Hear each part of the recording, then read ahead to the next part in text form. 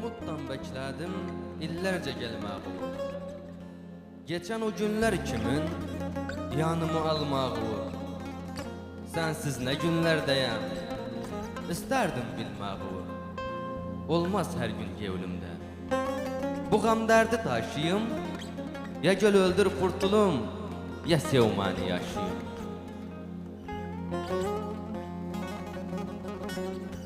Bir umuttan bekledim, bir de sesi duymağı. Gevludan nece geldi, mani bela koymağı. Yar uydurmadım sana, ya doğruna uymağı.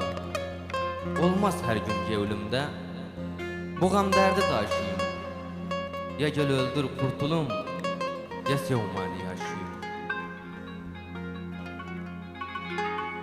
Bir umuttan bekledim, dedim bir gün dönesen.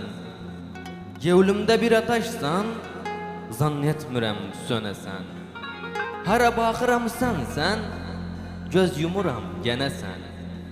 Olmaz her gün gevlimde, bu gam derdi taşıyım. Ya gel öldür kurtulum, ya sevmani yaşayım, ya sevmani yaşayım.